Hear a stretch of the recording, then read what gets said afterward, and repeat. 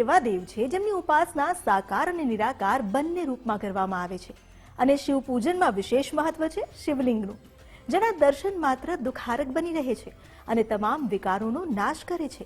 આવા જ અતિ પાવન અને પૌરાણિક મહત્વ ધરાવતા શિવલિંગના આપણે કરીશું દર્શન, જેના માટે આપણો પડાવ છે ખંભાતનું બહુધક ધામ, જ્યાં બેઠા છે કપિલેશ્વર મહાદેવ।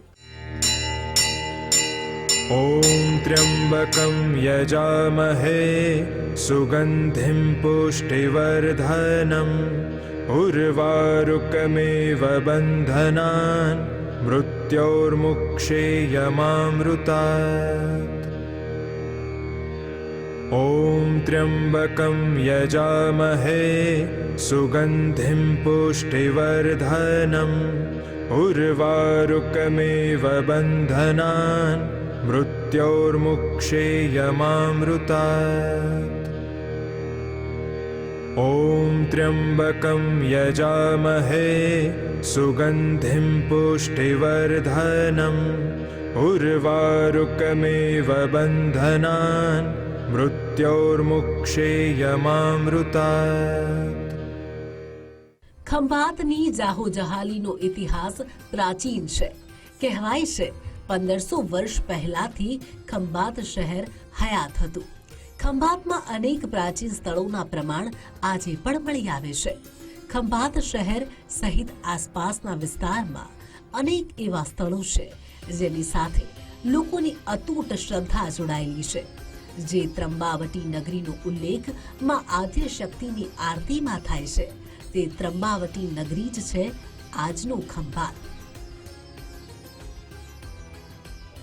પાંડવો પણ ગુપ્તવાસ દરમિયાન આ સ્થળે રોકાયા હતા, જેના પુરાવા આજે પણ મળી આવે છે। આવો જ એક બોલતો પુરાવો છે ખંભાત શહેર નજીક આવેલું પવિત્ર બહુદક ધામ, જેને ગુપ્ત તીર્થ તરીકે પણ ઓળખવામાં આવે છે। ખંભાતનું બહુદક ધામ કોઈ એક દેવને સમર્પિત નથી। અહીં કપિલેશ્વર મહાદેવની સાથે શ્રી ભટ્ટાદિત્ય સૂર્યનારાયણ અને બાલા ત્રિપુરા સુંદરી માતા પણ બિરાજમાન છે। આ તમામ મંદિરોની આગવી વિશેષતા છે અને એ વિશેષતા તેના ઇતિહાસને કારણે છે।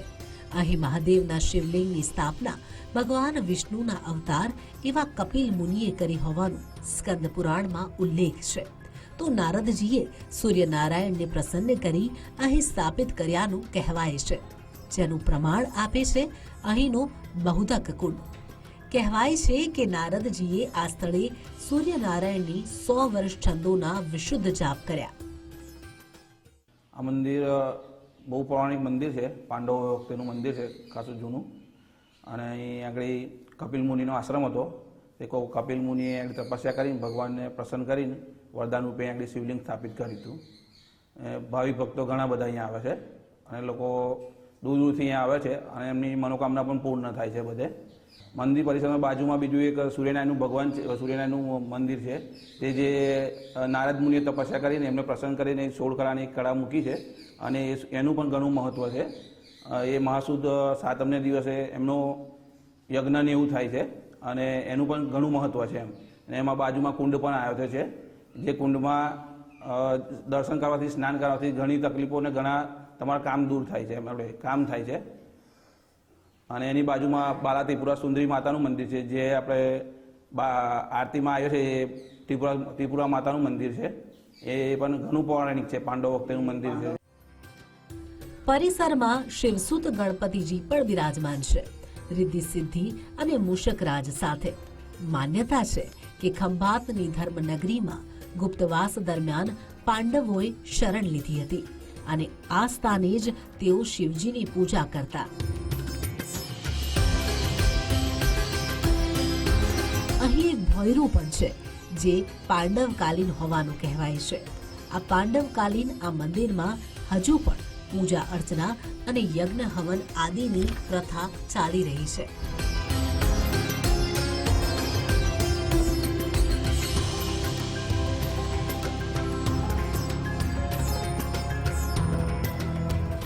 અહીં સૂર્યદેવ પ્રત્યક્ષ મૂર્તિ નથી, પણ તેમની છબી મૂકી નીચે સૂર્ય યંત્ર સ્થાપિત કરાયું છે, જેની ભક્તો પૂજા કરે છે।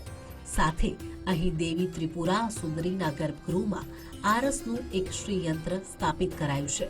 ભક્તો આવી અને દેવી યંત્રના દર્શન કરી નમન કરે છે.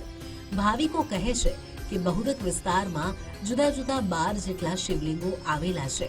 જો કે બહુદક ધામમાં કપિલેશ્વર મહાદેવનું મંદિર વધુ પ્રસિદ્ધ છે અને તેનું કારણ છે મંદિરમાં સ્થાપિત શિવલિંગની વિશેષતા.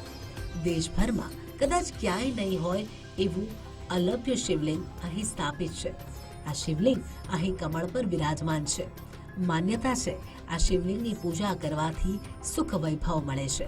અહીં ગર્ભગૃહમાં સ્થાપિત શિવલિંગ સાથે રેખામાં 3 શિવલિંગ સ્થાપિત છે.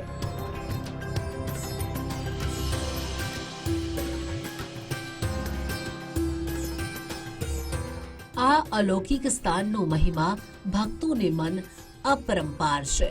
શિવ ભક્તોનું માનવું છે કે શિવજીના સાનિધ્યમાં આવીને તમામ ઈચ્છા પૂર્ણ થઈ જાય છે અને અંતર્મન શાંત થઈ જાય છે. બહુ ઇતિહાસ બહુ જૂનો 1000 સાલ પુરાણો છે ને અહીં આવવાથી અમને સુખ શાંતિ ને બહુ આમ આનંદ મળે છે ને બહુ સારું લાગે છે અહીંયા આવવાથી. અને આપણી જે કંઈ મનોકામના હોય એ પૂર્ણ થાય છે. જે કંઈ માગ્ય કરીએ એ બધું મળી જાય છે. માગ્ય વના મળી જાય છે, પણ અહીંયા આવીએ એટલે એવું જ લાગે કે આપણે સ્વર્ગ લોકમાં હોય એવું લાગે છે અહીંયા આગળ. ને બહુ સરસ બધું લાગે છે અહીંયા આગળ.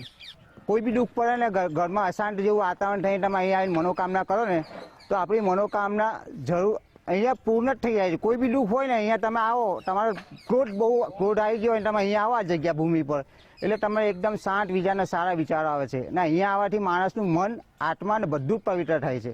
જે ખોટા વિચારો હોય ને એ આપણા નાશ પામે છે. અહીં આવીને ભક્તોના મન ભોળાનાથ સાથે મળી જાય છે અને બધા વિચાર ત્યજીને ભક્ત સ્તુતિ કરવા લાગે છે. જય શિવ શંકર, જય ગંગાધર, કરુણાકર કરતાર હરે, જય કૈલાશી, જય અવિનાશી, સુખ રાશિ સુખસાર હરે, જય શશી શેખર, જય ડબરૂધર, જય જય પ્રેમાગર હરે, જય ત્રિપુરારી, જય મદહારી, અમી અન્નત અપાર હરે. કેમેરામેન નરેશ રોજારા સાથે કુશાગ્ર ભટ્ટ, ગુજરાત ફર્સ્ટ, ખંભાત.